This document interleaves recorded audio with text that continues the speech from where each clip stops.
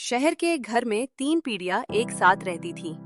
सबसे बड़े दादाजी, उनका बेटा रमेश और 6 साल का छोटा सा आरव। रमेश के बूढ़े पिता अब शारीरिक रूप से अब कमजोर होने लगे थे और आंखों की रोशनी भी अब हल्की हल्की कम होने लगी थी।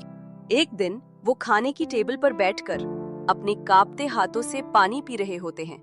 तभी पानी का ग्लास उनके हाथ से नीचे गिरकर टूट जाता है।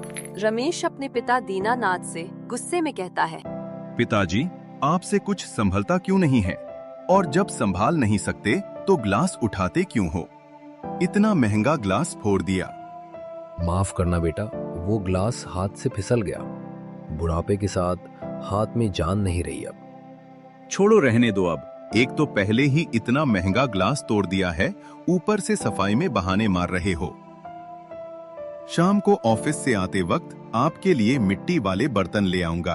आप यहाँ नीचे बैठकर उन्हीं बर्तनों में खाना खाया करना। यहाँ ऊपर बैठकर तो आप रोज घर के बर्तन तोड़ेंगे, आपके लिए वहीं ठीक रहेगा। दीनानाथ कुछ नहीं बोलते हैं। बस ये सुनकर उनकी आंख भर आती है। छोटा सा राघव पास बैठा हुआ ये सब देख और सुन रहा होता है। शाम को रमेश जब ऑफिस से वापस घर आता है तो छोटा आरव दौड़कर पापा के पास आता है और कहता है, पापा पापा, देखिए मैं आपके लिए क्या लेकर आया। अरे शांत हो जाओ नन्हे चैंपियन, नहीं तो थक जाओगे। पापा, मैं मम्मी के साथ बाजार गया था और देखो मैं आपके लिए क्या लाया हूँ। अरे वाह, मेरा बेटा मेरे लिए कुछ लाया है। जरा मैं भी तो देखूं क्या है वो चीज। आरव अपने पापा के सामने एक मिट्टी का बना हुआ ग्लास और प्लेट रख देता है।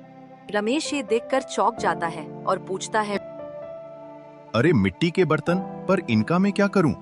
तब आरव मासूम सी आवाज में कहता है, पापा, आज सुबह आप दादाजी के लिए मिट्टी के बर्तन लाने को बोल रहे थे ना, तो मैंने सोचा आपके लिए भी मिट्टी के बर्तन ले लेता हूँ। जब आप भी दादाजी जैसे बूढ़े हो जाएंगे तो मैं भी आपको मिट्टी के बर्तन में खाना खिलाऊंगा। रमेश आरव की ये बात सुनकर स्तब्ध रह जाता है। उसकी बात मानो रमेश के दिल में तीर की तरह लगी हो। उसे अपने बचपन और पिता के लाड प्यार की याद आ जाती है और साथ ही अपनी गलती का भी एहसास हो जाता है। वो आरव के सामने बैठकर फूट फूट कर रोने लगता है।